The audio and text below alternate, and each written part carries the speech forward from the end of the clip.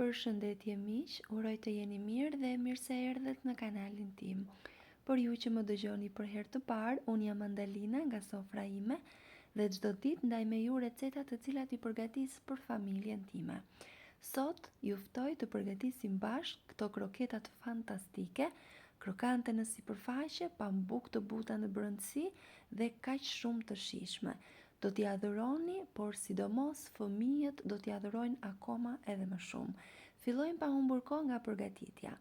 Në një tenxhere me ujë dhe pak krip, do shtojmë 3 deri në 4 patate të grira në copa dhe do t'i vendosim të ziejnë. Pas zierjes, do t'i vendosim në një enë, me njëherë ashtu si janë të nxehta, pasi do të mund t'i shtypni akoma më lehtë.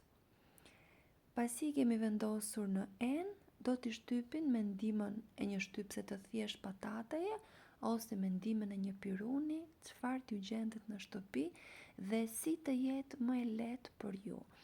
Do t'i shtypim derisa të na formohen si një formë pureje, mos u shqetësoni nëse janë pak të thata, pra që duken kështu si në video, pasi me përbërësit e tjerë që do shtojmë, do përftohet masa që na nevojitet. Dua t'ju kujtoj se nëse jeni ri në kanalin tim, ju ftoj të ndiqni recetat e mia dhe nëse ju pëlqejnë, mund të bëni subscribe dhe të shtypni butonin e ziles. Pasi i kemi shtypur mirë, do shtojmë piper të zi, krip dhe një të bardhë veze.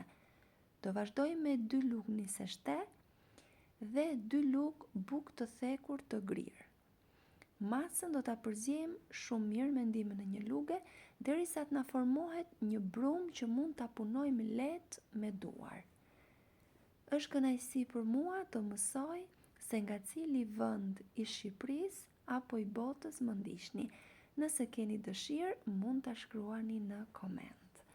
Vazhdojmë ta përziejmë masën edhe për pak derisa të na formohet një masë e njëtrajtshme dhe më pas do t'i japim formën me duar, siç e shihni masa punohet lehtë, nuk ngjit as pak në duar. Nëse dëshironi mund të përdorni edhe doreza. Unë më shumë i besoj pastërtisë së duarve të mia se sa plastikës së dorezave dhe shumë rrallë i përdor ato në kuzhinë.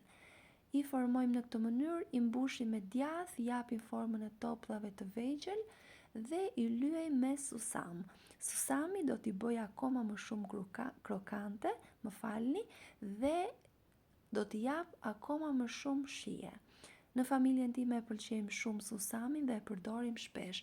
Nëse nuk ju gjendet në shtëpi ose nëse nuk e preferoni, mund t'i skuqni me njëherë sapo t'i jepni formën.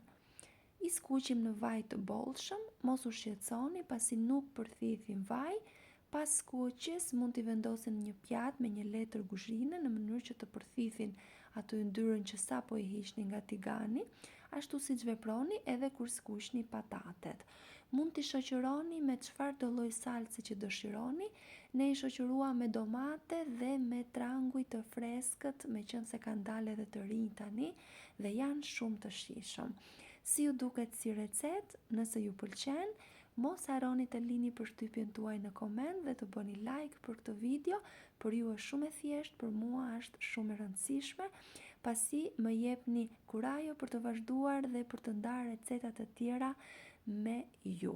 Ju ftoj t'i provoni dhe t'i shijoni. Janë dhe një ide shumë e mirë për t'i marrë me vete në shkollë apo në punë. Faleminderit që më ndiqni.